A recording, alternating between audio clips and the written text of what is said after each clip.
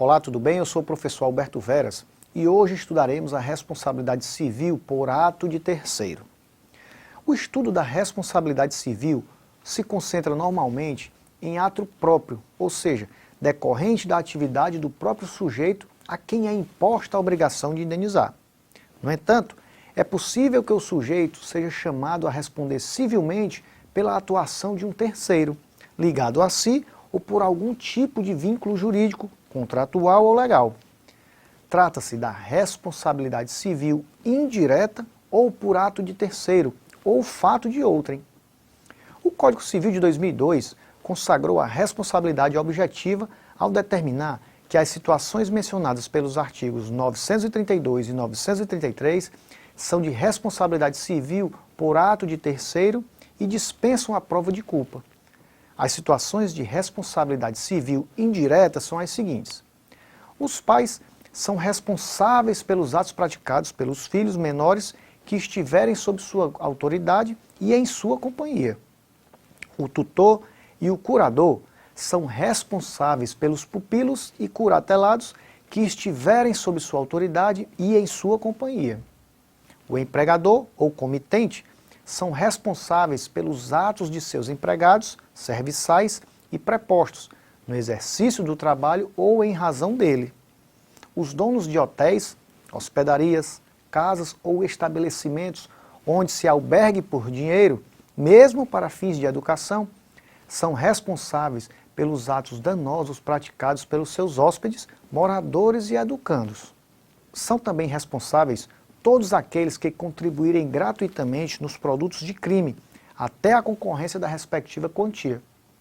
A responsabilidade das pessoas citadas independe de culpa, tendo sido adotada a teoria do risco criado. Dessa forma, essas pessoas, ainda que não haja culpa de sua parte, responderão pelos atos praticados pelos terceiros referidos na lei.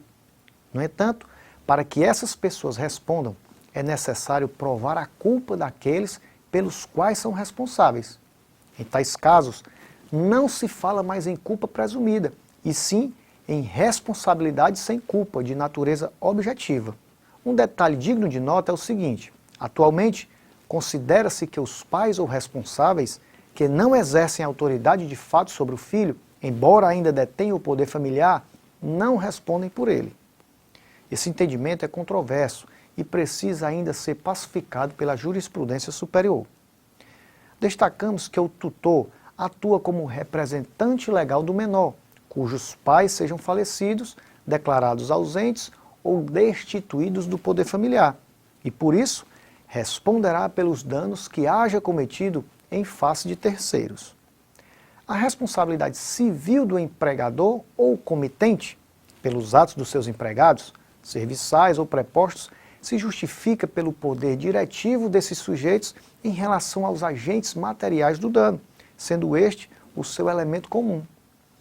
Em ambas as situações, temos a existência de um negócio jurídico celebrado entre o sujeito responsabilizado e o autor material do dano, praticando este último a conduta lesiva no exercício do trabalho que lhes competir, ou então em razão dele. Vamos encerrar nossa aula falando da responsabilidade civil das pessoas jurídicas. As pessoas jurídicas respondem com seu patrimônio por todos os atos ilícitos que praticarem, através de seus representantes. Independentemente da natureza da pessoa jurídica, seja esta de direito público ou privado, deve ela cumprir o pactuado, respondendo com o seu patrimônio pelo eventual inadimplemento contratual. Ressalte-se que os empresários individuais e as empresas respondem independentemente de culpa pelos danos causados pelos produtos postos em circulação.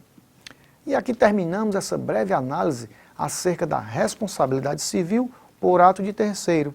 Em sua área do aluno está disponibilizado material de apoio a esta aula, que traz maiores detalhes sobre os temas aqui abordados.